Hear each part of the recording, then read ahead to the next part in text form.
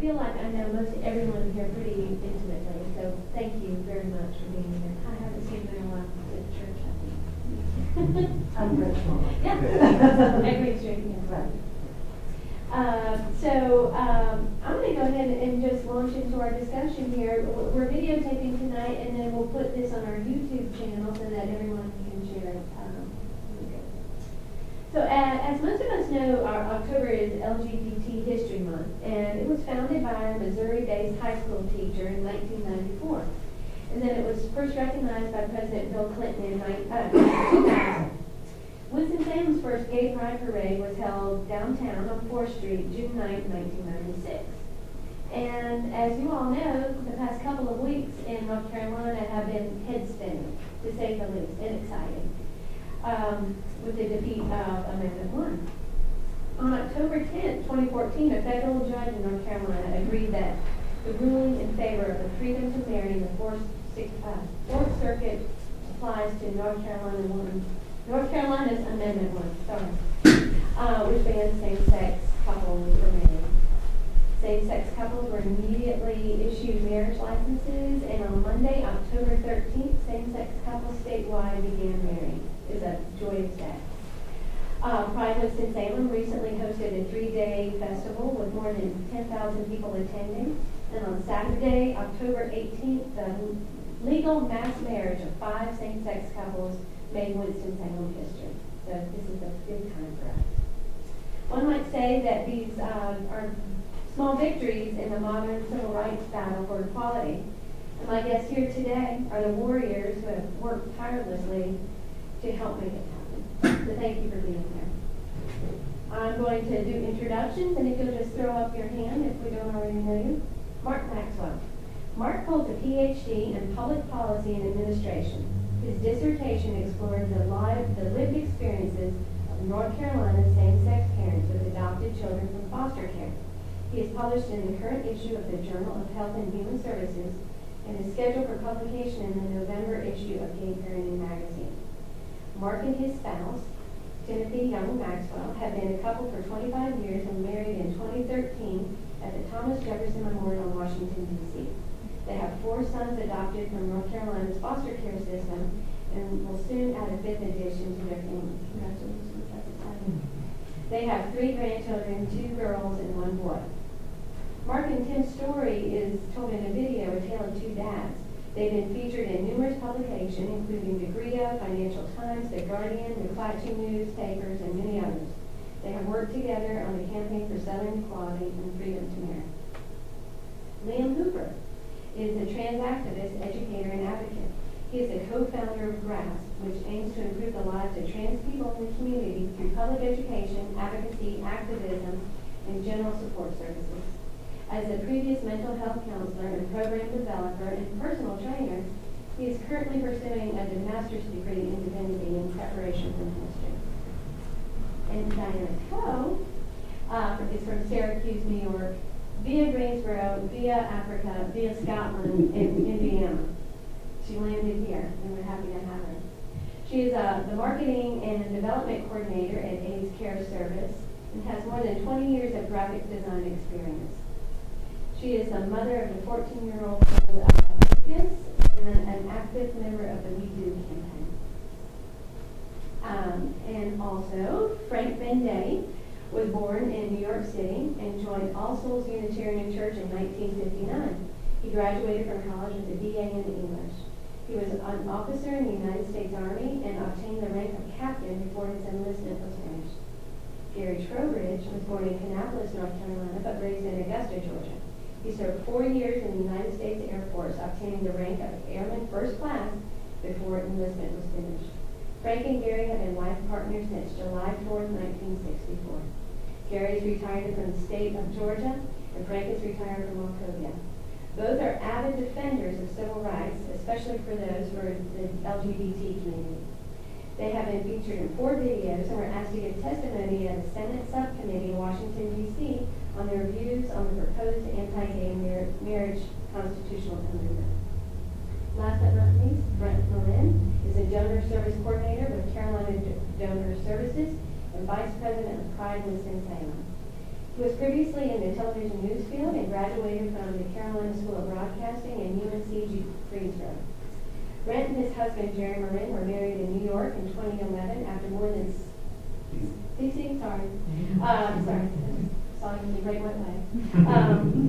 after more than 7 years together. They have been outspoken advocates in the campaign for Southern Equality, We Do campaign, and local marriage equality rallies and for the GetEqual.org campaign. Thank you all for being here today. It's a real honor. So first, the microphone, and we'll just pass it around to whoever feels like speaking up first. But let's get personal and talk about the coming out process, especially how it's affected your life in Winston-Salem. So, who wants to begin? Frank? Gary? I'll start here.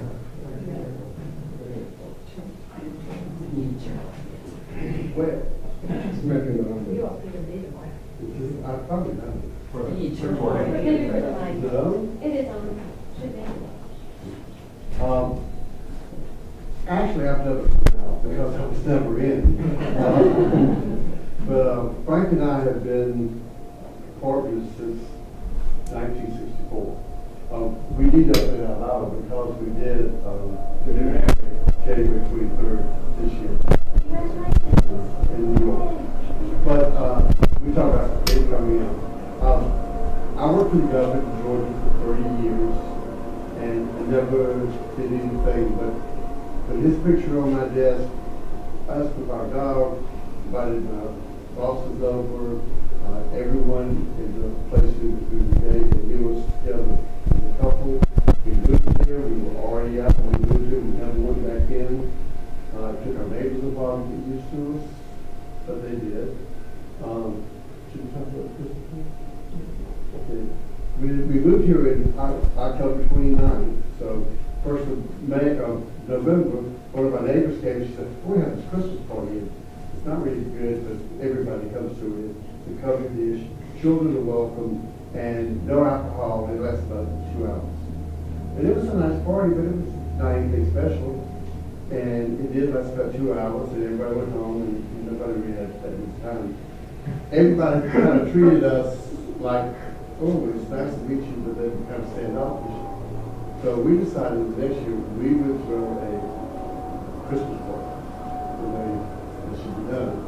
So we hired a bartender, we had it catered, we hired a piano player to play the piano in our home. We sent out 3 invitations. Right as a time came, Frank said, well, we're going to have a lot of food in that party because no one's here, no one's showing up. We looked out the door and here they are all lined up. Nobody wants to be the first to come in. So the first lady that came in, I promise you, she said, oh my God, this looks like a real home. So we had no idea what they were expecting. But all of a sudden, even though they might not like games, we became their games. And they have accepted us. Is that what you mean? That sounds great. Anybody else think that? One of the things that we've been very lucky about it, and we may even have been considered stupid, is that we never felt any sense of shame. We never felt we were doing anything wrong. And so therefore we felt no reason to pretend we were something other than what we were. And we never understood that. And we were probably lucky because who knows how much danger we put ourselves in by being that way, but we just felt that way. If you don't like what we're doing, there's something wrong with you. Because we never let anybody else determine our self-worth. And that's where we've always been. So we got along fine when we first met. We had a couple of dates that didn't go too crazy. But we worked out very well. And we decided, we were so overjoyed that we finally met somebody that complimented us. Because if you look at us, we're totally different. I'm from New York City, a Yankee. As a matter of fact, when he took me home to meet his mother, she looked at me and said, who are your people? So I told you who my people were. And then she said to him, do you realize that this is a Yankee? And that was my introduction. The fact that it was a man just went right over her head, but that was a Yankee, that kind of rattled her a little bit. So I became it. Yeah. Where did y'all meet? We met at The parking lot. Oh, God. Actually, we were going to, I was going to a party, and a friend of mine had just got a brand new Corvette. So it was Christmas time. So we let the top down, turn the heater on full blast to go to this party. Of course, we went through Atlanta, and I heard about this hot little Italian guy from New York, and I wanted to meet him. And as we went through this parking lot, wow, there he was. And so my friend stopped and said, we all met, and he introduced us, and we found out we were all going to the same party. So Frank said, well, I'll ride y'all. And the guy said, it's a two-seater car, where you gonna sit? He said, I'm gonna sit in the seat, he's gonna sit in my lap, right where he belongs. I went home with him that night, and here we are today. I have something in common with you. I like Yankees as well. I was married previously and to a woman and widowed from her, and then I met my husband, my current husband, after coming out of the closet. My wife Heather was from New Jersey, Massachusetts, and my husband Jerry is from Maine. And actually, side story of coming out. One thing I've learned in our relationship is that how similar they are, the two. Their personalities are very similar. Their heritage is French Canadian. Their skin color, their hair, so many different things are similar about them. And I've actually called Jerry Heather a couple times. But he's great about that. He's really respectful of what my wife meant to me in my life. So it taught me that it's not necessarily about parts. It's about you like what you like. You like what's on the inside. And when I fell in love with Jerry, it really solidified my comfort level with my own sexuality. And that was the first time once I realized that my love for him was no different than my love for her. That's when I really became completely in my own.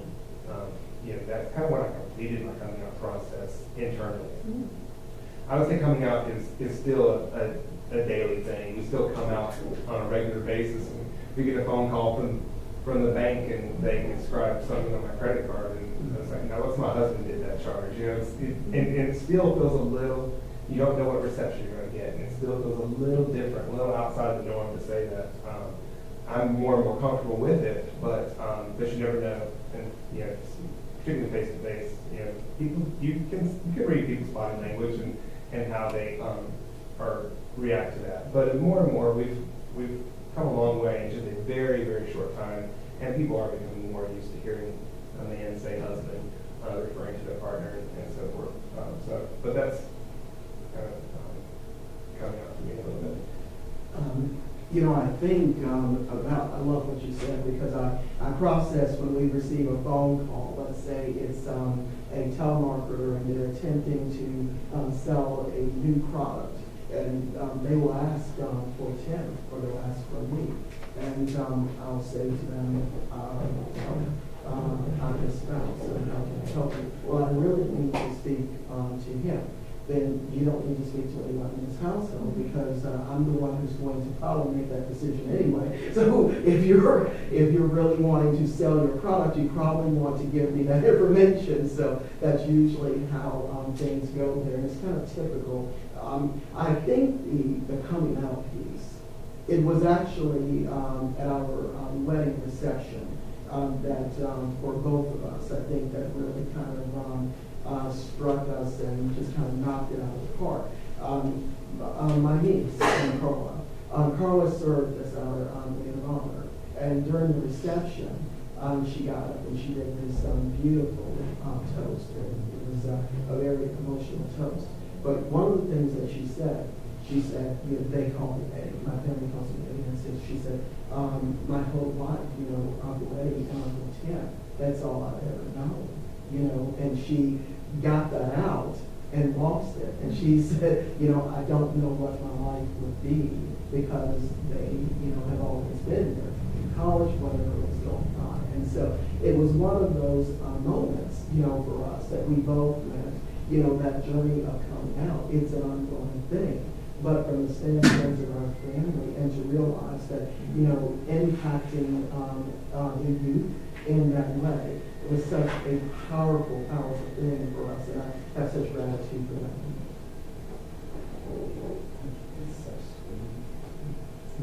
I'm going to So I'm Liam.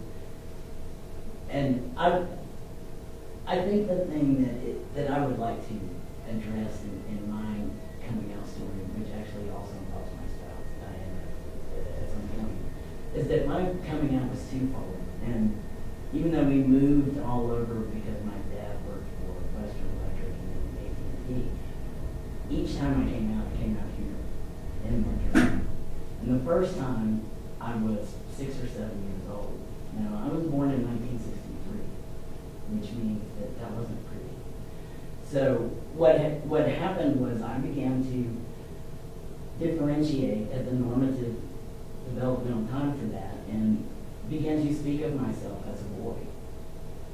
And got very upset when people didn't respond to that the way that I felt, as a child that you could. In my child mind, you just decided what you were. And things would take their natural course, which is not uncommon for children to do that. But in the time period that I was growing up here in Winston-Salem, North Carolina, that got me hauled off to the psychiatrist.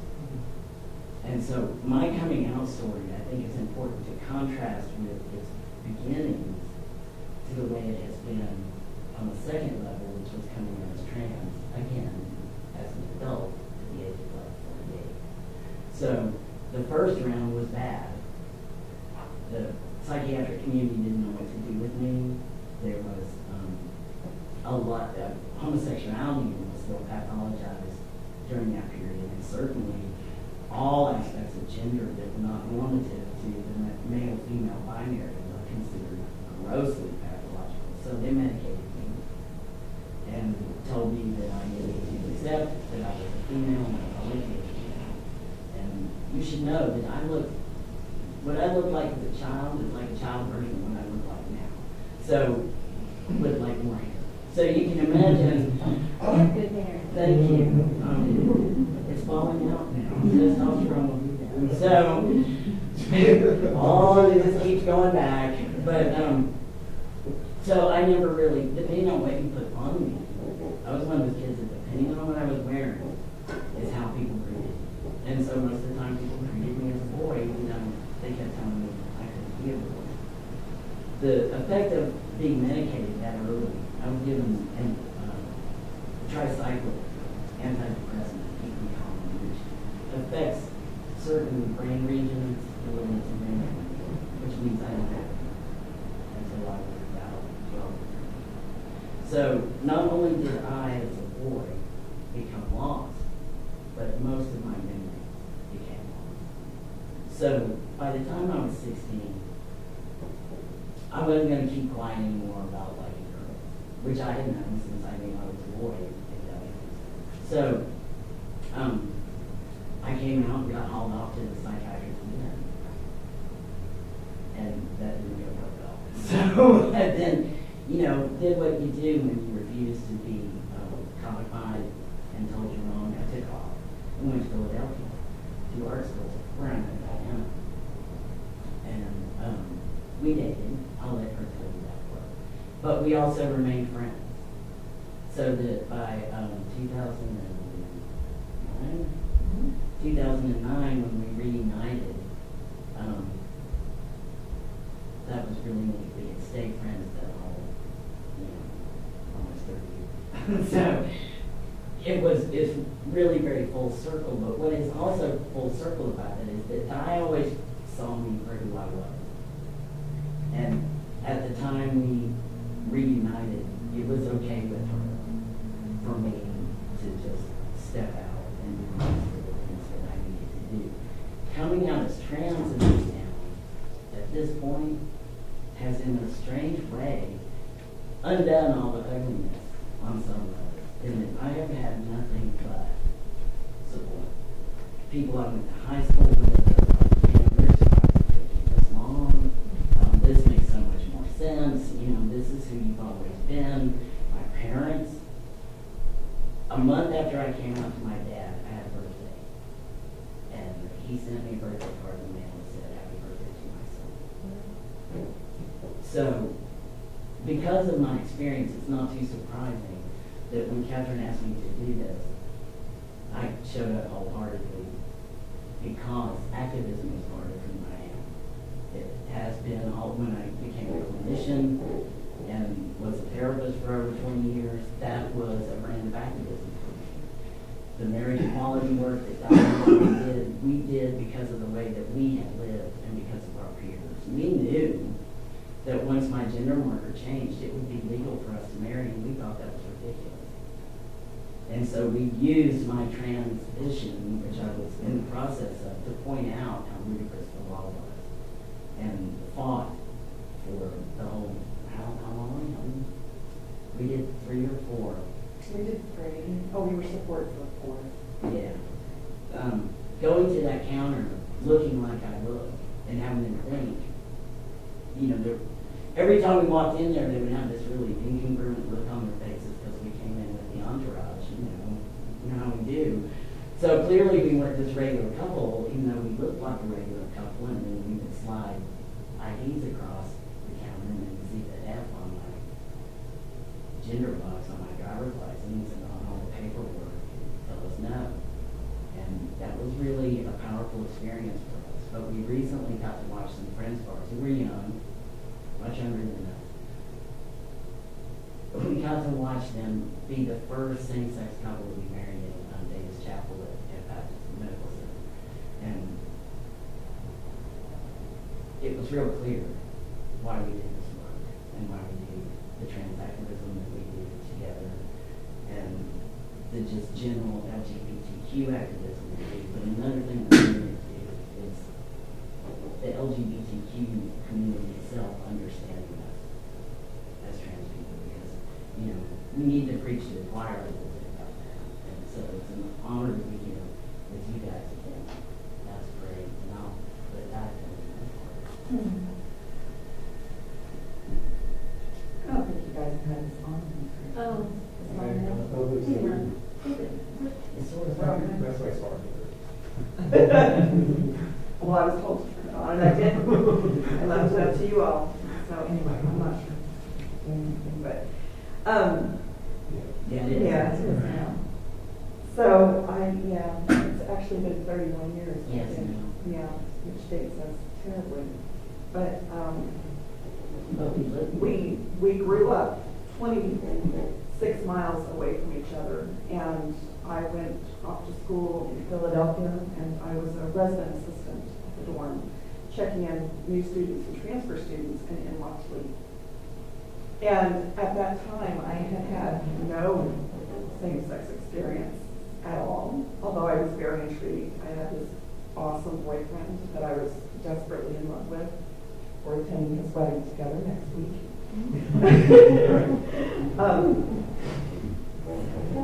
So at that time, when I saw Lee immediately, I knew that's the one. That's my first. And Lee was my first female body partner. And we did date on and on for a couple of years. Euphemistically dated. And thanks, that's on video. My mom, and we kept in touch over the years, periodically. And Lee met my son Lucas when he was maybe 6 months old at the time, I think, the first time. So then, of course, we got reunited in 2009. And I'm in kind of a weird position of having come out of the closet and lived very openly as a lesbian for nearly 30 years, a good 25 plus, and then sort of feeling like I've gone back in the closet through our lived experience with Lee as a trans man, because out in the world, we don't look like a queer couple anymore, and that's really hard for me. I really enjoyed being an out, open, proud lesbian. I loved that. I liked being different. So now I realize it's not my story to tell. It's Lee's story to tell. So I often have this sense of camaraderie with other, gay and lesbian people, and I have to keep my mouth shut, and I look like sort of this average middle-aged mom, It's just, It's been a very odd thing to get used to. And it's one of the reasons that I'm so grateful for the activism work that we do, because I still get to be out there and I still get to be doing work that matters for my community, that I still very much feel part of my heart. So, Thank you. yeah. So one of the things that we discussed when we met earlier this week was how much better, and kind of recently better, it seems that discriminatory practices have improved. But there's still so much to be done. So I was wondering if we could each speak to acceptance, like what acceptance that you've witnessed, especially here in Winston-Salem, which sometimes we can think of as, a conservative community in some ways, and then kind of recently not so much. So can we speak to that? Who wants to speak? I'd like to hear from y'all in some talk about the office politics when you first moved here.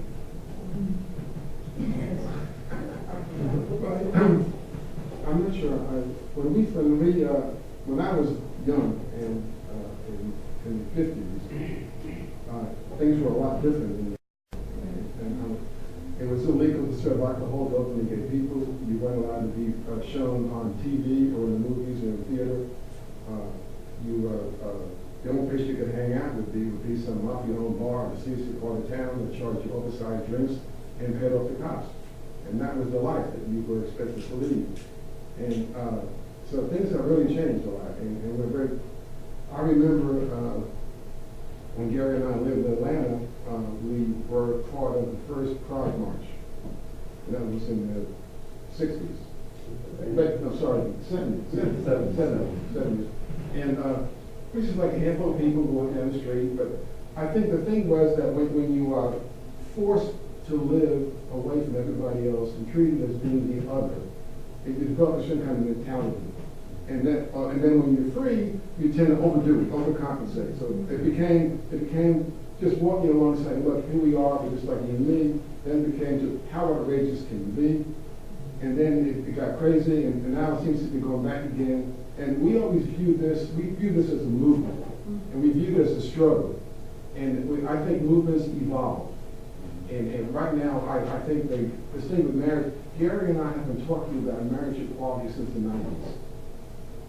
And we went around the Southeast talking to churches and civic groups, anybody listen to us, and we just said, okay, here we are, we'll go to a meeting, and people look at us funny, I'll say, anything you want to ask us, no matter how personal, we will respond. But you have to listen to our answers. You can't get up and walk out. And we've done that. And we were talking earlier, we were talking to a Baptist group here in Winston, and middle-aged and older people, and the first question they asked us is, what did you guys do in bed? And I said, we sleep, what do you do? But I mean, they had to get that out. And then they want to know what kind of things, what do you do? Are there roles you play? I mean, you assume certain personas. I mean, the level of ignorance was astounding. These are educated people.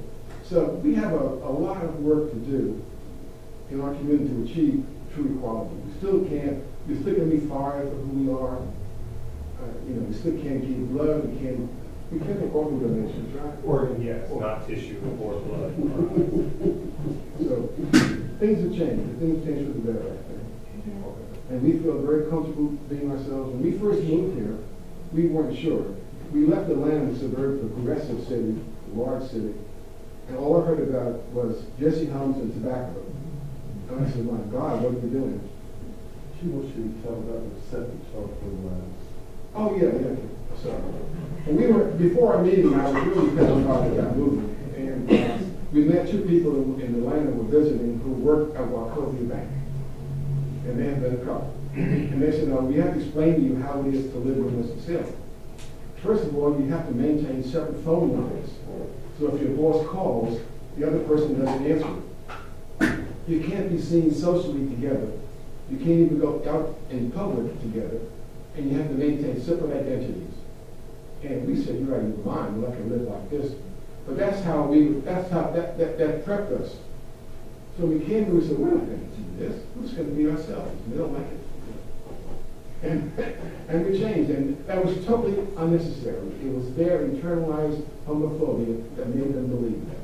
Because some years later, the boss of one of these persons called me to his office and he said, my wife and I have been trying to invite him and his partner, and he refuses to take part in it. Now, isn't he gay?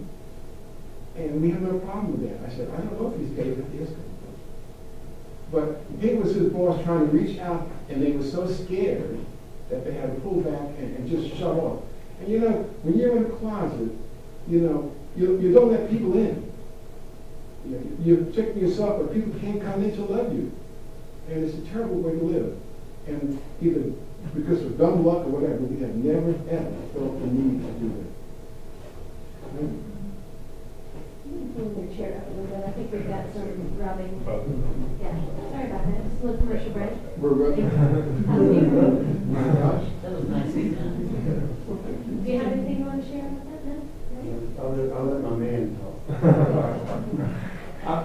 As far as acceptance, you fear what you don't know. People fear what they don't know. And I've always had this theory that, if you turn on television nowadays, there's a lot of things that you see and hear on television that would not have flown 10 years ago. Mm-hmm. I mean, the word nano. And now that means nothing to most people. So I've always tried to practice with my husband is holding hands in public. And it was harder for him than it was for me to do. And we started initially when we used to visit DC quite a bit, and we started in the neighborhoods of DC. And then I tried to institute that in Winston, and he was a little reluctant. But now he knows how important that is to me, and he's gotten more comfortable with it. But he was always fearful. You have heard stories still, and this year you've heard stories of people being gay bashed in large metropolitan cities that you would think would be open and welcoming. But I've chosen to not live by that fear, and the value and importance of living out loud is more important than that fear. But if I think back on all the things that were ever said, whether it be shouting out of a car window or as someone passing on the street, they've always, the positive comments outweigh the negative comments by tenfold probably. We've had people shout outside from their car about happy to see us holding hands. A group of kids, I think it was schoolyards kids. Matter of fact, it was great. It was great to see kids, saw an older to them couple out holding hands and living out proud, and so acceptance like that, I'm always really that's really affirming to see that. And again, it outweighs the negative comments or stares that we've gotten doing that. I think back to Tim looked at me because Frank and Gary were sharing the story. And in 1996, we arrived in Winston-Salem. We were excited to be here, but didn't know what to expect. At that time, I was working for one of our local TV stations, and it was not uncommon to receive breaking news calls, those types of things in the middle of the night. And so we were pretty much, I would say, in the closet from the perspective of the community at that time. And even Tim would explain to people, we'd go to a grocery store and I would just say, okay, just go get these things, I'll go get these things, and we'll meet up, here just to keep it simple. And one particular night, the phone, we received a call at about 3 o'clock in the morning. And of course, he reached over and grabbed the phone. And said, hold on just a second. It was a second, and handed me the phone. So maybe about a week later, I had become really good friends with one of the producers. And we went to lunch, and she said, you know what the buzz is right now in the newsroom? And I said, what's that? She said, you got a call recently, for a wake-up call. And the particular person who made that call, lips started to lag because basically Tim answered the phone. She was aware of us, she knew us as a couple. And so it was things like that that were really interesting to us. And that, at that point in our lives, it was like, whoa, you know, what do I do with this? Now, from the standpoint of Winston-Salem as a community, I've always, you know, had a sense this is a really, just a great place made up of really kind-hearted people who just want everybody to just live and let live. And that's the sense that we've always had. Another story that really kind of opened my eyes to some of the attitudes as far as acceptance was there was a period where the National AIDS Memorial quilt was traveling around the country. And it was being presented at the Sawtooth Center. And I was given an assignment to go cover, get video, and things like that. The particular photographer said to me, okay, I guess we need to go shoot that fat quilt out. And I just went, you know, what are you saying? What did you just say? And what really struck me in that moment, Arthur Ashe, his portion of the quilt was there. I said, you know, this is not a fat quilt. Whatever you want to call it, it's not that. It represents this. These are real people. These are their families. You know, this is Arthur Ashe. And so for the very first time, it hit me like a rock. At that time, I had never, ever, you know, gone into a newsroom and had ever spoken out or said, you know, this is not, I'm not going to stand for this. I'm not going to deal with this. I went home and I was literally shaking that night when I went home. And I called a meeting with the news director the next day, and I said, you know, this is what happened. You know, and well, we will address this and we'll address. And so to process, you know, that I had to go through that in my mind, that was acceptable, you know, for an individual who was supposed to be a professional, you know, to make a statement like that. And to know now that so many of us, regardless of where we stand, heterosexual, whatever, would stand up and go, unacceptable behavior. So that's how I think about the community in terms of the growth and, you know, and where we come. It's a good place. It's a good place.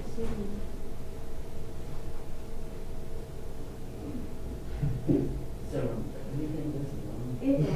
Okay, then I'm not worried about it. Thank you. So, I have two perspectives on this. And my response is probably not in a lot of context going to be popular, but I think it's honest. So, I really believe that the progress that we have seen, there is progress. And there has been enormous change from the time when I was in my teens, you know, hanging out at the gay bars because it was the one place we had to go. And we couldn't go alone anywhere. You know, I grew up being beaten where anyone was, but also because of my presentation. My physical presentation upset people. And it upsets people when they look at you and you seem to them ambiguous. And when they can't plug you into a box,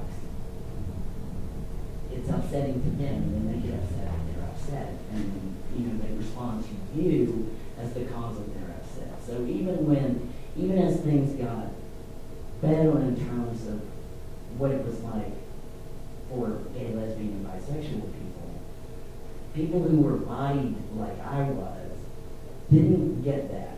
You know, and to this day, there are places I cannot go. I'm not safe there. And I know where they are. You know, and I can walk in a room and the hair on my neck will stand up when it's time for me to turn around and walk back out. I say that also in the context of the fact that particularly my trans sisters of color are beaten every week in this country. They're beaten, they're raped, and murdered. And that happens in such a way, even that it's a hate crime that is almost unfathomable in the sense that it tries to erase that they ever existed. For example, one trans man, an African American trans man, murdered in 2013. They beat him, they cut him, they knifed him several times, they shot him.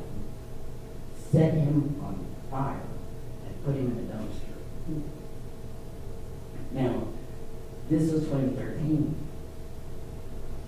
So I realize what I'm saying is a downer on one level, and I don't mean it to be that way, but I think it's very important to understand social location, right? And I don't mean this ugly, but if you're white and you're male and you have some degree of education and affluence, which gives you a certain amount of social privilege, there's a greater degree of acceptance than there is for people who don't fall into that. And we have real work to do in terms of breaking down all these, what I refer to as, I co-opted M. Sean Copeland's term hierarchy, to refer to all the hierarchies, and it's not just the patriarchy, you know, and people's lives are still on the line. However, I can now go somewhere alone when I used to have to go in a group of 4 or 5. I see my gay and lesbian and bisexual friends not as much the bisexual friends I have. Because I think the one place where we've done a lot of neglect is the trans community, which, by the way, is trans people who threw the first shoe at Stonewall, you know, and I'm acutely aware of that people's lives are still in danger if they don't even fit the categories that we've decided we've accepted. You know, like, we can accept gay men and we can accept lesbians, but those bisexual people, they just, you know, we don't know what to do with that. You know, trans people, we don't quite know what to do with them. And so there is an enormous change. It made it possible, you know, for me to transition this late in life once I realized that just happened. I just could not do it anymore. But I think even as we celebrate where we are, it's necessary to keep in mind that that calls us, right? The level of acceptance we have now demands from us, I think, this is just my perspective, that we do the work that still is left to be done.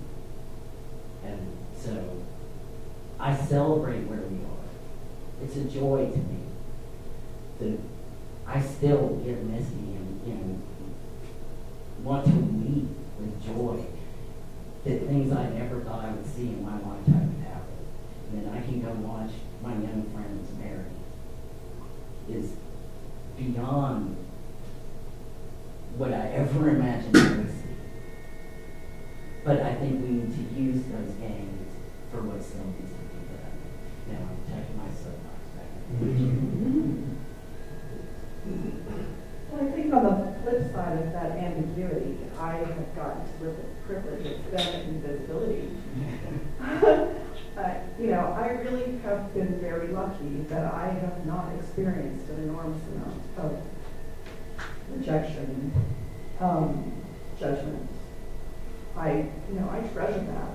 I also did not come back to North Carolina very deliberately until 2010. I moved away when I was 18, and I said I would never come back, even though my family lives in Greensboro. I did my out loud and proud years in Philadelphia, in Boston, and New York City. And, you know, it was an awesome experience. There was a reason I didn't want to come back here, and it was because I just thought of North Carolina as being so ultra-conservative, and having been in the metropolitan areas for so long, I wasn't ready to deal with that again. You know, I did the whole fight for marriage equality in Massachusetts in 2004, and we got it, and I got legally married to my partner of 14 years at that time. I also had the privilege of getting legally divorced 2 years later. So it was interesting to make the choice to come back here to Winston-Salem. And I will tell you that because of circumstances, it's been the most welcoming place. I can't even imagine living anywhere else now. And I'm bringing up a son who has parents who are in the public eye. I forget that we turn up on TV or in the newspaper, and that his friends and classmates are going to see that. And I forget that I need to be wary of how that might affect him, and yet he doesn't seem to be weirded out by it at all. It's no big deal. And he tells us. Yeah. I mean, you know, it's just a non-issue for him, which is amazing to me. So I'm really blessed, I think, to be here. And I can't imagine ever going anywhere else. I'd love to hear from you also Yeah, about your generational. experience. That is, that's one of the things that is so fascinating, because I love what you said. Raising children, it has taught us so much. I mean, every single day it's a new lesson. It's a new lesson. And we processed, we had a 17-year-old who was openly gay. And it's scary. I mean, it's really scary. He scares us, because here's this beautiful kid who's creative, talented, all of these things, but we're thinking, where were we when we were 17? What were we processing? And we're having to parent and say, oh no, you're not going there, you're not wearing that, you're not doing this. And that's real, that's our reality. But at the same time, his generation, the conversations he has with his friends, and the acceptance, it is so beautiful to see. Our children, they're surrounded by so many people who are in and out of our home. And these children, they know us. They know, okay, Mark and Tim are their dads, and these are the rules, and this is the way it's going, and that, you're not going to jump all on Mark's furniture, it's not going to work. They understand those things about us, that we are, we enjoy our lives. Our home is very open to their friends, but at the same time, they see, wow, they have rules, expectations. It's not this wild free for all. If our children, don't do homework or whatever, they're shut down like everybody else's kid. They lose their privileges. But then they teach us so much in terms of just acceptance and what it means. They don't see, I have two dads. They're only processing. These are individuals who love me, who are going to hold me accountable. And they know that. And they test the boundaries like every other kid in America. They push them whenever they can. I want you to hang on to the mic, because I'm going to flip to some policy issues. I mean, the defeat of Amendment 1 was a huge thing. It's just the beginning of it. But I would love to hear you talk a little bit about the adoption process and some of the battles that you two had to fight. Yeah, but when we started our journey in 2000, we said we're going to be parents. We had conversations with our friends. In fact, we can recall Frank and Gary going to us, are you sure you want to do this? I mean, they were like, are you sure you want to do this? Because you do realize that this is what, and we said, this is what we want to do. We really want to be parents. And we had no idea what that meant. So we knew, well, we know there are kids out there that need parents. That's all we knew. So let's start the process. And I can remember one of the things that first happened, we went through this whole licensing process and nothing happened. And so we started making some calls. And we realized during a background check, someone pulled up Tim's name and said they found this person who lived in Charlotte, Tim Perry lived in Charlotte. And they basically assumed that this was Tim, who had all of this criminal stuff, and did nothing without a file. There was an excuse. And so we found an agency that said, listen, let's get past this mess and let's move forward. And we worked with a really wonderful agency, and our oldest son is 25. He came to us when he was 12 years old. We have 3 grandchildren, and he is an amazing human being. Loves his tattoos, loves his long hair, and I get over it. It's just, he compromised. We served as Grand Marshals at Winston-Salem recently, and he wanted to be on the float with us, and he agreed to cut his hair some. but just because he knew, okay, I'll compromise with you. But he is a beautiful human being, and we're fortunate.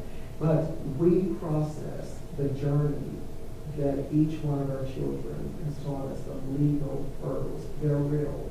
When we, as a same-sex couple in North Carolina, make a decision to become parents, we make that decision on a shaky foundation because of something that is called second parent adoption.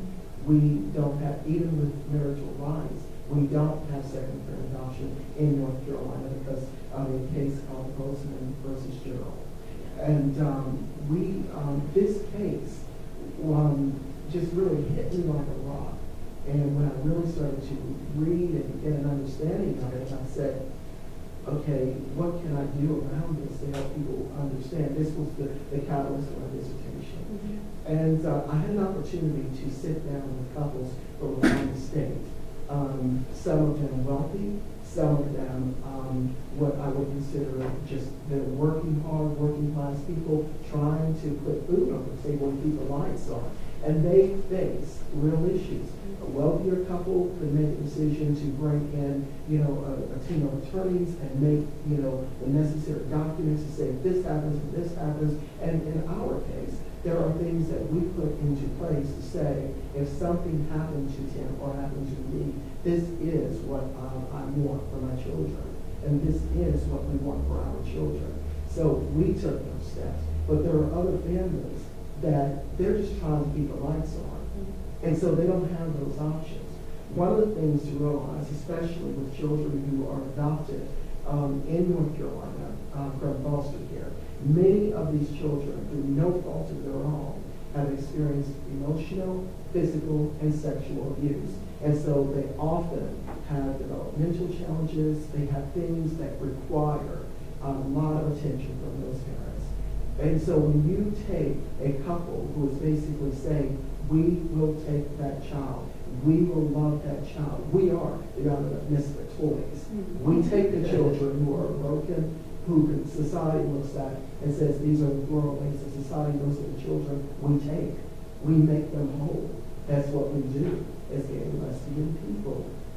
And so we want to know that when we take those children, that our society is looking at our family and saying we're going to honor this family regardless of what happens. We're going to protect those children. That's where we are. We have step-parent adoption in North Carolina. Now that we have marriage protection, that is an option for us. Second-parent adoption needs to be there. It is not there at this time. We live in a great state. We know there's a lot of good happening in North Carolina. We understand the political climate, we understand all of those things. But if we're truly doing our jobs, in this state, if we're truly doing what we're saying we're supposed to do, educating, protecting kids in the right way, then those policies need to ultimately protect families. Who wants to talk about NWM?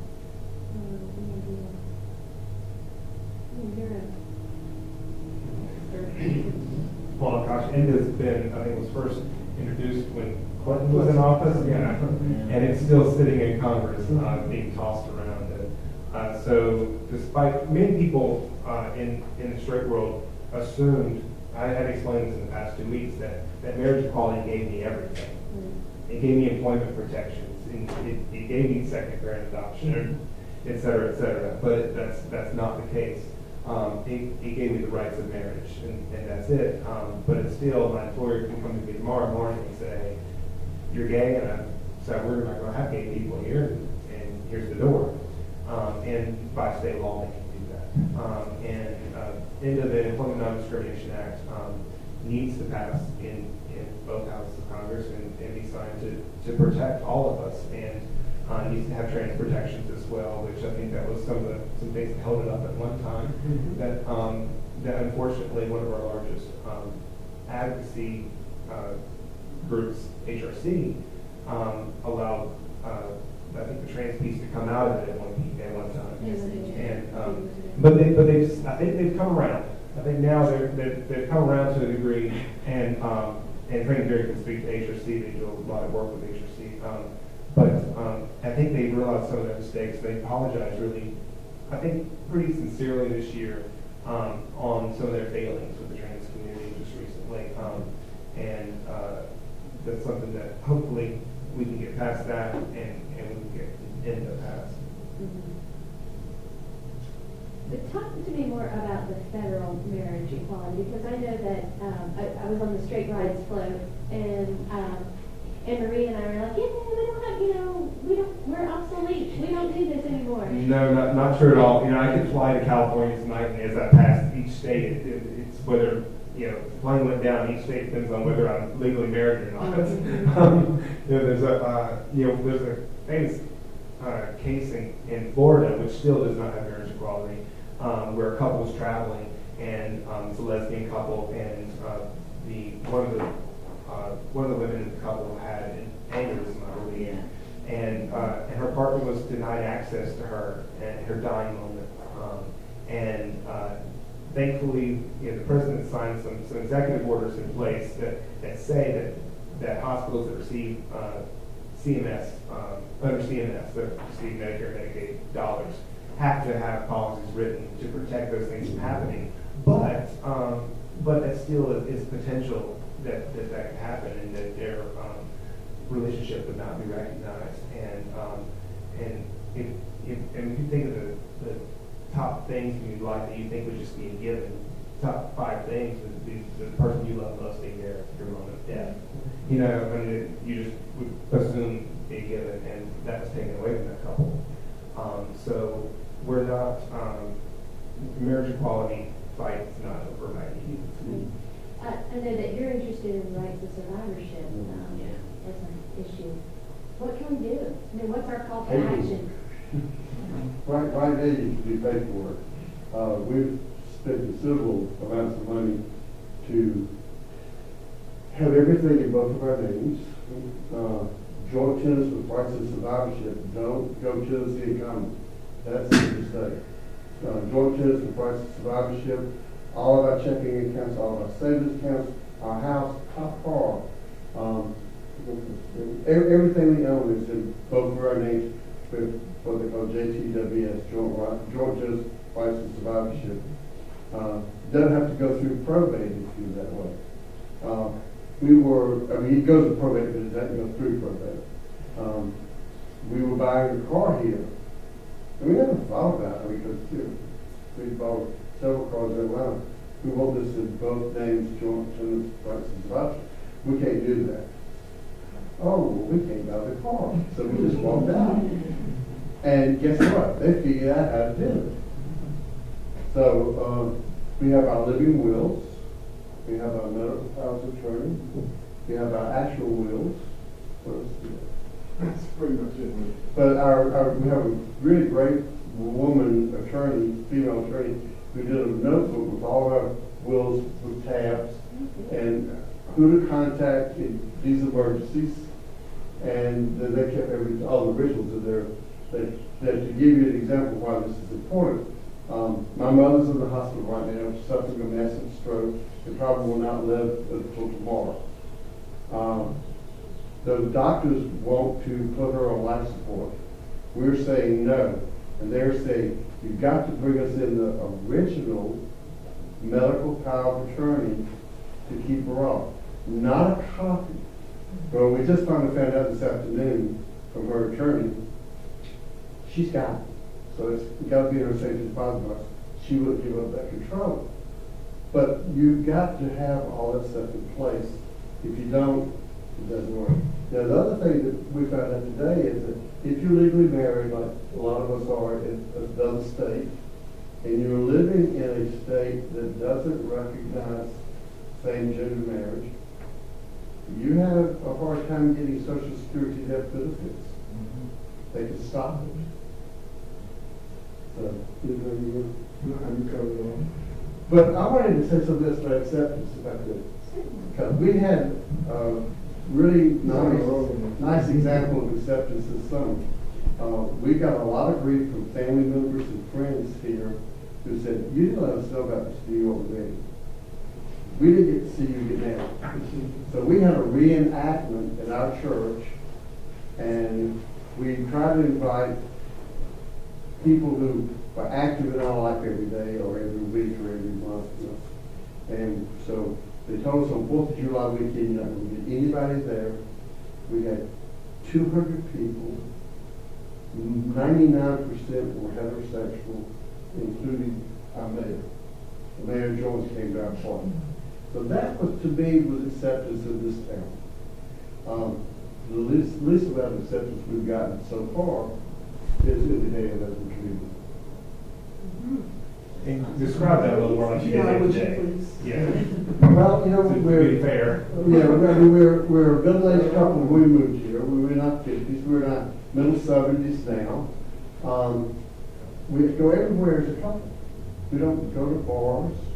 We don't do drag. We don't go to drag bingo. We're just homebodies. So we resonate Boring. We resonate more with boring straight people than we do with flamboyant gay. Yeah, so do. But also, a lot of the gay community our age are still in the closet. Well, let me say, when we moved from Atlanta, we were in the midst of a huge civil rights group. And we came over here and we tried to find a gay community. Because we figured, well, we couldn't. We found groups of people who were very territorial or who were allowed to come in. And because we weren't young and cute or rich, you know, we just didn't seem to fit in. But luckily, the heterosexual community embraced us. And so the result of living here 21 years is that the vast amount of our friends and our social life involves around straight people. We resonate with them for some reason. And we like that. To speak to that a little bit, the latest statistics are that we're only 5% of the population, supposedly. I don't know whether I believe that it's really that low. But let's say it is, for sake of argument, it's only 5% of the population. Gay male or? Gay, LGBT. LGBT. LGBT. I don't know if that covers You trans can or not. put T in there. Yeah, take that. That's what I thought. Take it out. So So that makes more of it. so 5% of the population, of the world's population. So in that 5%, you then have every other class. Yes. You have every other personality type. So it's really hard for us to solidify as a community. If in that 5%, you then have black, white, male, female, gay, lesbian, bikers, drag queens, nerds, I mean, whatever. It's really hard for us to solidify as a community together. We are in the midst, and this is still the civil rights movement of our day, of our time.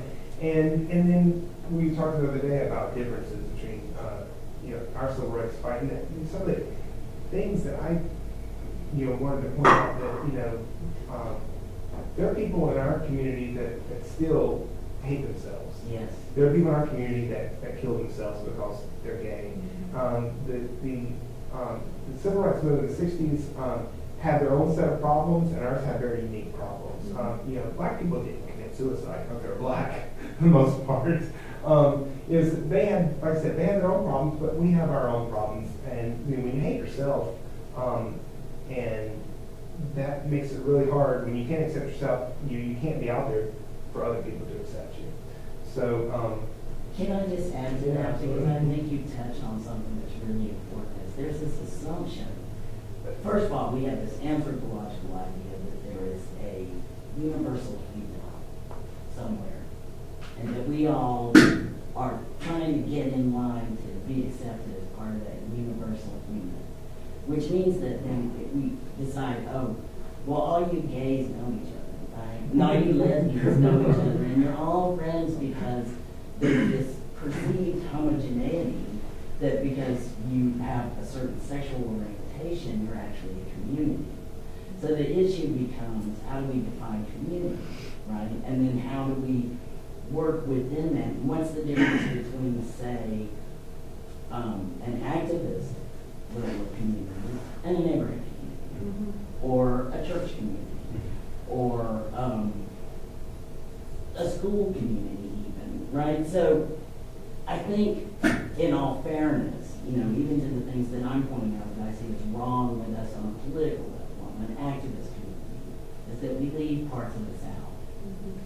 But we're going to do that in our daily lives anyway, because we're not all the same. And I get concerned about it, I talk about this a lot in the work that I do about this pathology of sameness, right?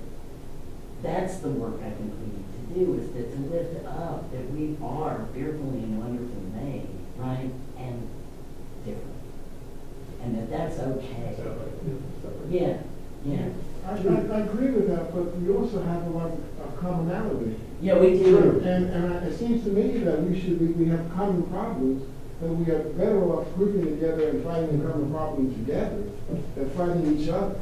Right. It and seems that's to where- me we fight each other more than We do, and. Yeah. When we lived in Atlanta and you met a new gay or lesbian person, because back then that was, we could identify with, just gay and lesbian. It was like, oh honey, we got this great gay butcher, and, you need to go over here to the gay dentist, and let me show you what the gay doctor is. She's lesbian, but she's gay. And yeah, so you would take people around town and introduce them. Here, you walk up and you would say something and people would back away from you like Yeah. something was wrong with you because you were actually out in public saying that you were gay. And you know, it's just, I don't know, there was a community in Atlanta. We have never felt a community here. We felt a bunch of little closets. And we were never quite good enough to get in one of those closets. So we created our own way. Well, I wanted to give a shout out to Corey because I know a couple of years ago you were trying to get this community, at least the business community, kind of more activated in terms of, you know, utilizing businesses that were LGBT friendly or owned and operated. And I sure hope that that picks up speed again because it was a great idea. I haven't given up on it. Good. WS work, Winston-Salem Gay Owner Business Network. Being in the mattress industry for 17 years, it's one of the most personal things that you buy in your home is a mattress. And seeing couples come in and trying to pretend that they're friends, pretend that they're roommates, or they come in individually and then the other one will come later because they don't know how to proceed. Because there's nothing else that you buy that is a direct correlation to your sexual time in your bed, Right. other than a mattress. You know, a sofa is your roommates, or a chair your roommates, a dining room table. But a mattress pretty much sums it all up.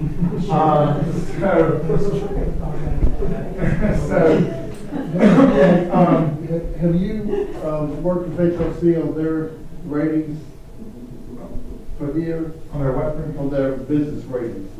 I have not. They call me that. Yeah, Yeah. that might be a good way to start. Yeah. And, but I just thought, people want to, in those personal settings, like, or whether it be this or something that you're dealing with, that you're taking your family to the dentist, you want to take your family to a dentist that is open and accepting to your family, not sitting there, having condemning your family while they're cleaning their teeth, or whatever it is. Because In fact, what you just shared, that's real. This actually Yeah. happened to us several years ago. Tim and I, every 2 years, relicensing, because we are a foster home in addition to an adopted home. So what we basically do is we provide respite care in a situation where a child needs a safe haven for a period of time.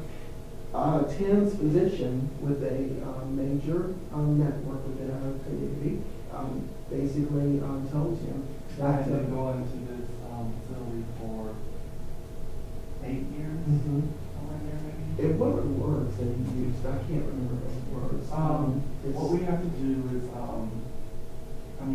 everything, like your fingerprints are taken, you have to do everything, for the state, Mhm. in order to do this work. And, we're considered a therapeutic home, so we have to have different levels of education, different levels of,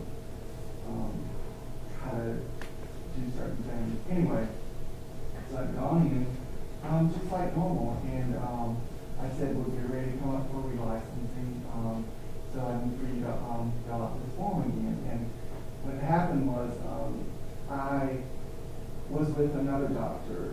That doctor, left, that facility. But what he said to me was, I don't want you to leave this facility, I want you to stay here, and, I'm gonna transition you to another doctor. So I was with this doctor for, maybe like, I don't know, I guess it had been, some years. The first time he, cause you have to do a physical, and they have to fill out the specific form, and you have to send it in, and, they check everything out, make sure you can be a foster home. So the first time he did it, so So then I went in to get another physical, and I brought the form in, and I said, you know, can you fill this form out for me again? And he, you know, we did our stuff, and he went out for a minute. So I thought he was, and he took the form with him. And so I, you know, got my clothes back on. I'm, you know, getting on my phone, like, okay, what do I have to do when I leave here? And he comes back in, and he brings the form in, and he said, I, in good conscience, can't fill this form out because I think,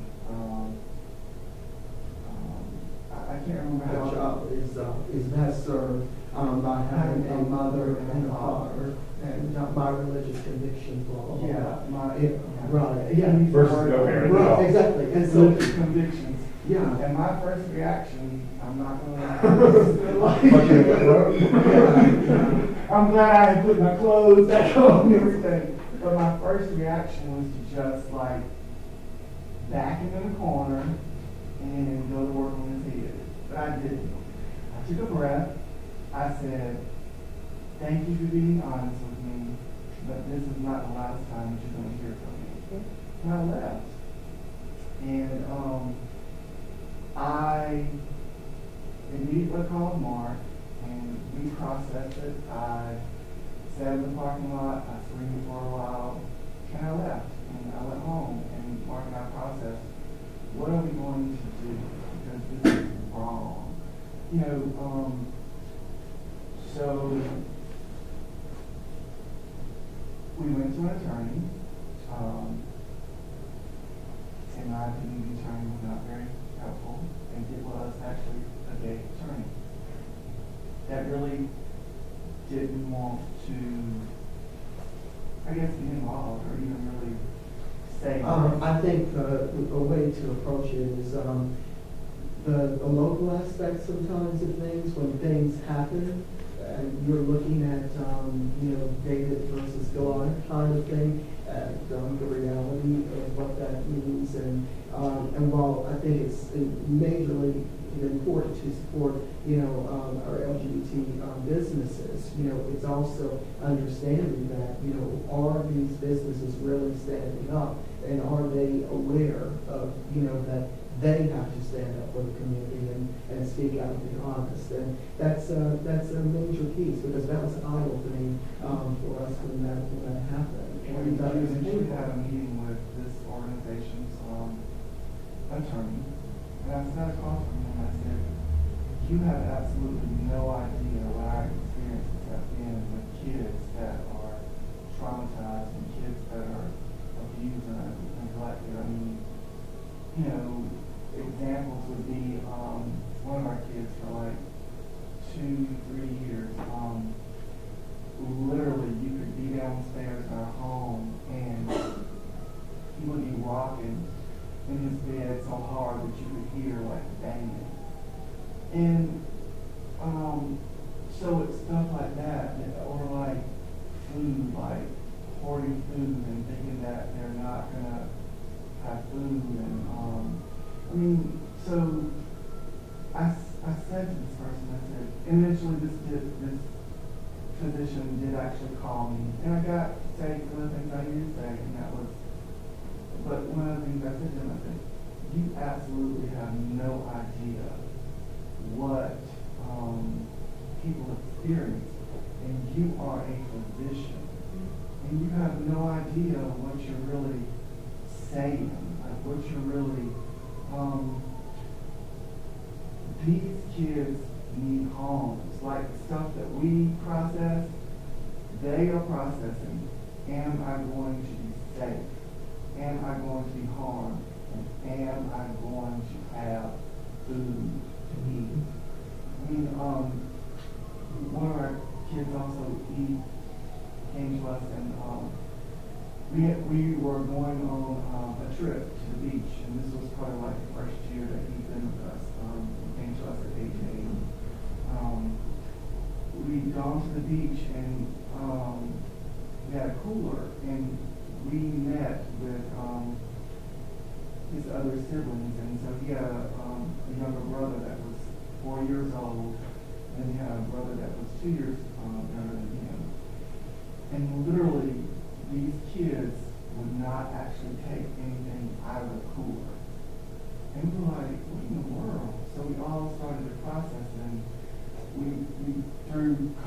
generations later, realized and found out that they had periods of time where the only thing they had was a cooler in their home. And the stuff that was in the cooler was rancid and bad. And so they wouldn't take stuff out of the cooler because they thought, you know, this is bad. This is so it's like it's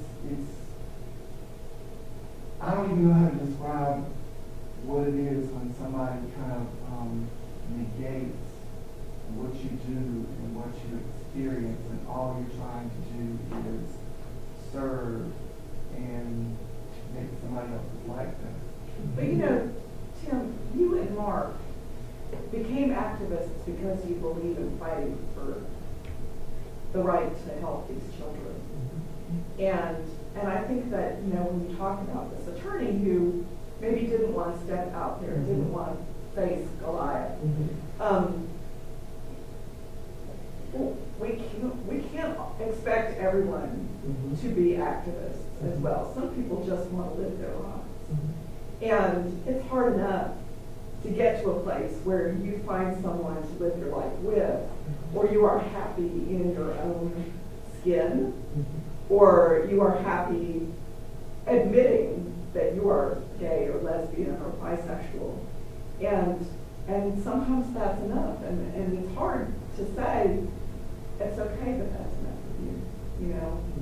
Because once you're in it, you've got to be willing to go to the end. Yeah. And one of the things that I would actually, I would add to that is when, you know, even saying when we don't know, if we are not the resource, we got to find the resource. We have an obligation to find the resource. And I think that was our frustration. It's not saying that, you know, this individual had to, you know, waive that. That's not it. It's, you know, this is wrong. What do I need? Where do I need to direct them? Who can handle this? And that's really where we are at this point. And I think it's wanting to knock those walls down. You mentioned call to action, and I think for us, the call to action is to the LGBT community to step up with regard to children. There's a huge need, and I'm saying this in this way because often, you know, we hear, well, I'm not cut out to be a parent, or not everybody wants to be a parent. Not this. Parenting is not it. Okay, I think people have this you know view of this white picket fence with a little boy and girl jumping around in the yard playing, you know, in the sprinkler, and that's not what it's about. Sometimes parenting is a gay teen who has been, you know, in a household where he has endured, you know, violence and neglect or whatever it is that he's endured, and all he or she needs is one person or two people or a partnership of people who basically say, we're going to take this child and we're going to keep this child safe. We're going to provide them a safe haven.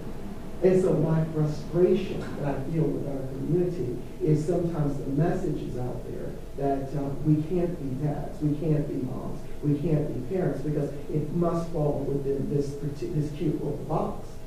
And as we know, we've knocked down walls, we've experienced, who better? Who else can do this? We've experienced discrimination. We understand what it means to be knocked down. We understand what it means to be torn down. So we are the ones who can take this child, this individual, and pick them up and make them whole. And so that is something that is a call to action to step out and to reach out and do whatever we can in the community for kids, those kids that are in the system. I think what you're speaking to is what I would say. Is there okay if I what I would refer to as the intersectionality of all of our issues, because LGBTQ people are the only people who show up everywhere.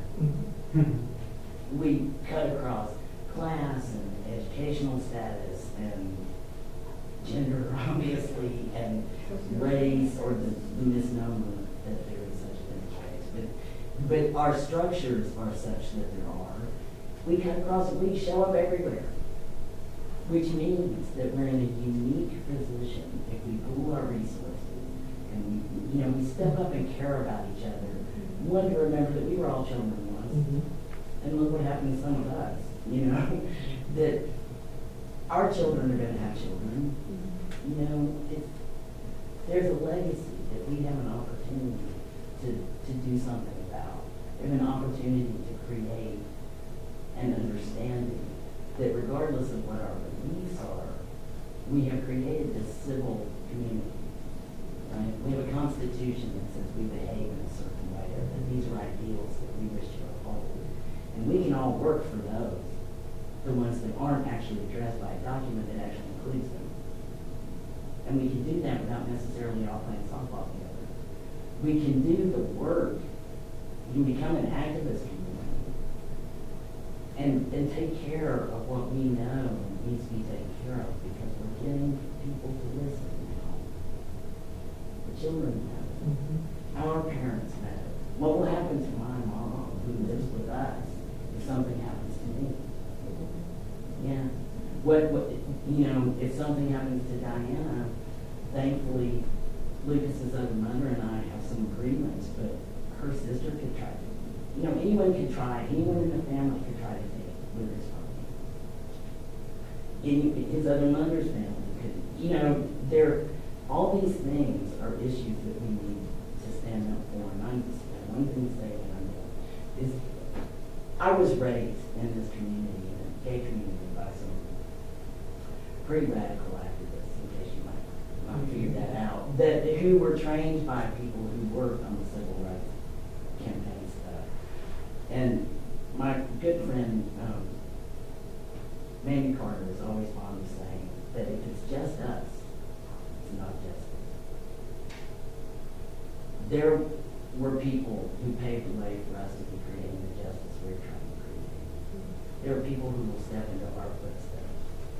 And my call to action, the thing that I'm invested in, is figuring out ways for us to join together to take care of the people who are going to come after us. There certainly is a call to action for the activists. There certainly is a call to action for the activists in us and potential activists out there. But my call to action would be broader in that people just have to live authentically, because we can't do that if people don't live authentically. And because we need our whole community living out loud proud, so people know who we are and know how big we are and know we're larger than 5%. Because that's the only way that we're going to be able to form a large enough pool of people to fight the things that have to be involved. I think one of our strengths is you've never seen us without the other. Right. The only place you'll see us separate is the grocery store. And I don't laugh at him. He doesn't do it well. But we go to the doctor together. We go to the dentist together. We go to church together. I'm on the associates board. He is the only spouse that comes and sits outside while I'm in the meeting.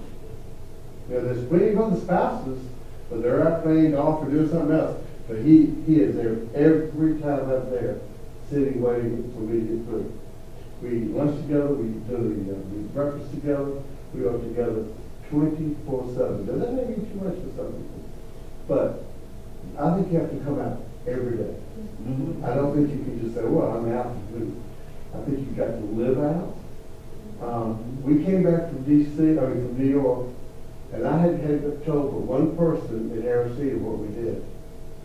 And the manager, the assistant manager, came up while I was in line and hugged me and said, "We are so happy for you in Christ." Wow. So I think you've got to be yourself. You've got to live openly and honestly. And we need to do something to try to create a community, because other cities have communities. Right. Winston does not have a gay community. No. It never has.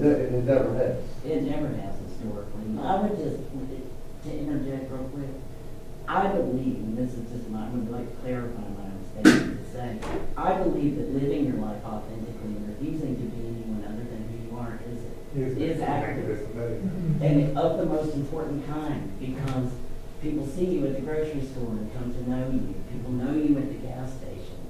People see you at church. And that speaks volumes.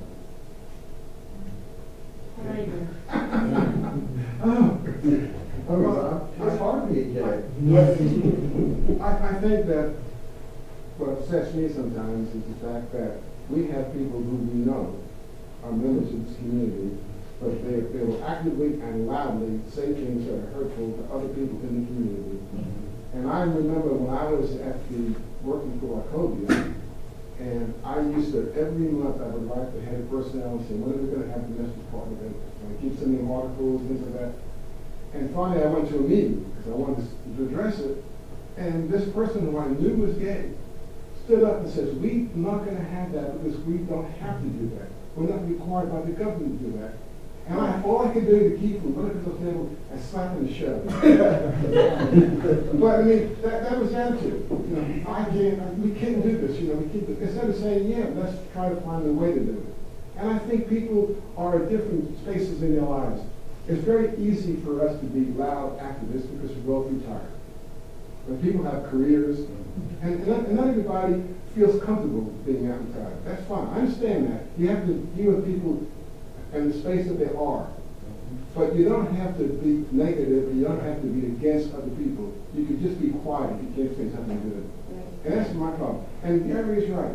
We make a point. We make a point. When we go into a doctor's office, okay, we are a couple. We want to be treated like a family. You will see us together, or you won't see us at all. And that's we present that. And knock on wood, we haven't had any problems with that. But they see us as a couple. We're going together, okay, who's first? What you guys doing? What's happening? And that's important. There's little small things. And what we feel, our strength, everybody has their own strength. Our strength is that we seem to resonate very well with straight people. So we can talk to people, we can change minds, we can open ourselves up. We feel very comfortable doing that. That's our contribution. Other people have different gifts and different things that they can do better than we can in other areas. But I think if we all work together and see we're doing different things, or it's part of a larger mechanism that's going to move by moving forward, we should do that. And I have no patience with people who are so negative and so hateful towards other people just because they are gay and they can't do what they want to do. I'm sorry, Charles. No, beautiful. Yeah. So we are kind of over our time. There's no prescribed time, but I want to hear from the audience, and if they have questions. I got two people Great. on my question. When y'all do everything together, are you doing it because you have to prove that you are a couple? Or if it's, you know, you really need to do some, you know, you have to go to an errand and he has a doctor's appointment, would you ever say, no, we've got to package ourselves as a couple, go to the doctor together? Or is it just because you want to be together? Because we want to be together. We don't have to be together. We don't. I didn't know if it's like it. We are always going to be visible together. Stand. No. We want to be together. I mean, I would rather be with him just sitting at home reading the paper or watching TV or having a cup of coffee than be anywhere else. Right. And he goes the same way. And we have a very boring life. We get up real early in the morning, we walk on the track, we come back and we have breakfast, we meet people for lunch, and then we spend the rest of the day at home or doing charity work, some group we belong to. And we belong to every gay group that we know of. For HRC, North Carolina, everything you can imagine we give money to and support. We even have a scholarship at the school, the Frank and Gary Scholarship. Well, For you gay and answered lesbian the question. people and their allies. So it's not like you're, gotta be together. No. Gotta package ourselves. No. It's not, I understand. It's a valid question. I mean, I think that there definitely is, okay, I'll just speak for myself. Like, we have talked about this. We have maybe in some ways put pressure on ourselves to be Activists quote here in unquote some way. normal and like, you know, feeling like you gotta do things, you know, maybe like perfectly sometimes, or, you know, if you're seen as like you are not committed to each other or you have a bad relationship, you know, Yeah. so you work really hard at trying to, or We're not working. yeah. And we know, a lot of heterosexual couples we know think we're crazy because we spend so much time together. Because, I mean, my God, I gotta be on the golf course and she's gonna be over here, or I gotta be this and get him out of my hair. But we just, to give an example, both of my nieces are coming into Augusta this weekend. Their husbands aren't. They'll come if there's a funeral, but they won't come up until then. But we're leaving in the morning and he's going with me. Not because he has to, because he wants to. Of course, I understand. I want to ask one more question. Mark, you guys are saints. You are so commendable to, I mean, I never wanted children, can't stand to be around children. Never made me sad. I don't really touch anything under 18 years old. But why did you? That's legally good. Legally, that's good. That's good. We got. Why did y'all? Lauding you. But why did y'all consider the newly born infant, that you've gotten these trouble cases, bless your hearts, why didn't you, was it the residents with, we've had troubles, they have trouble, we're all in this together, or why did you not want baby infant newborns? We definitely are far from the same. Well, Yeah, I mean, we have lives like, life stories. I mean, my father Kind of passed more when I like was Frank 8, Benedetti. my mom died when I was 16, I was on my own. And so we met when I was 17, and so, you know, no perfect existence. And we understand that, you know, children that come through foster care, their existence has not been perfect. Tim's grandfather was exposed to alcoholism throughout his life. My father was a domestic abuser and alcohol. So these are all types of things that he and I understood. You resonate with that. So we understood. We said, okay, this makes sense to us. There are kids that need people that have seen this and can say to them, you know, just because you experience that doesn't mean you're going to be that. You know, you can do and accomplish anything. I love to, our son Morin, who is now 14, he blows us away. Morin came to us when he was 8 years old. He was in third grade, reading on first grade level. And he was this kid who was, when you talk about defiant, they had us on speed dial. Tim would leave work, would go walk the track with him, would, you know, hours upon hours of tutoring, all of these things. Today, when people meet him and they see this handsome kid who's just like, wow, who is this? And to see where he has come, to see, each one of them has a unique story. Our 17-year-old, to understand that he is this talented author who has a platform, a national platform, in terms of advocacy. It's his own. You know, it's his own. And we look at him and we're in awe. He reads a piece to us and we're like, well, okay, what do we do with that? You know, it's that he just blows us out of the water. And so that's the stuff that drives us. It's not the, looking at we all have a history, we all have a story. And that's why we're saying to our community. Our whole family has an edge too. Yeah, that's true too. We all have an edge. On the other side of the question you asked, when a gay couple goes for newborn, it's not all roses. Mm-hmm. We've got friends in D.C. who took this young woman who was pregnant and not married. They paid for all of her prenatal care. They paid for the delivery. And after she held the baby, she and her, not husband, but boyfriend, decided they would keep the child. But they've never had to repay all that money. They just got another baby. Well, they never got that baby, but they were promised another baby they were supposed to pick up Friday. They would have Friday, Saturday, and Sunday to bond with this baby. And the father had the right to agree to sign or not sign the adoption papers on Monday. And we haven't found out the answer yet. They're not answering our That's an example too of like resources. I mean, that was one of the reasons why we chose to do it this way too, was because we just wanted to create our family with kids that really need help. And, the resources, I mean, definitely there are couples that have resources that do surrogacy and that's, to me, that's amazing that is available is everything pretty much under control with the family, kids, and everyone's kind of simmered down, or they all not in the business?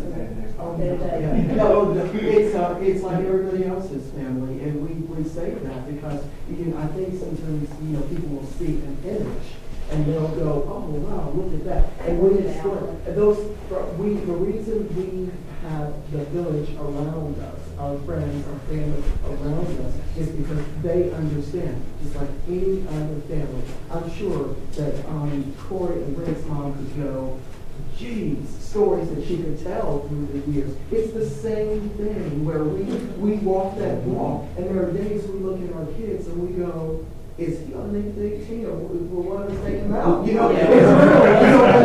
It's real, that's real. I said that, So. You want to live that. Yeah. Lovingly. Yeah. Well, friends, thank you so much. What a great discussion. And I think that we need to have a summit on this and talk about creating communities everywhere. I mean, not just the LGBT community, but we talk about socioeconomic divides, and there's just so many bridges to be mended. So you'll call us back when you're ready. Yes, that's our new role. As your special gift for being with us today, you'll each get one of these lovely posters that will be installed at the Schoolyards Library sometime probably in the early winter, I think, maybe. We're not really sure when it's going to be, but it's a beautiful representation of the school and the city. So thank you. how great that is. I don't know about school. Where did you study? DMV. Really? Yeah, in 79. Wow. Well, this is for you. I'm taking pink up. Thank you. Good luck with your mother. Thank you. Thank you.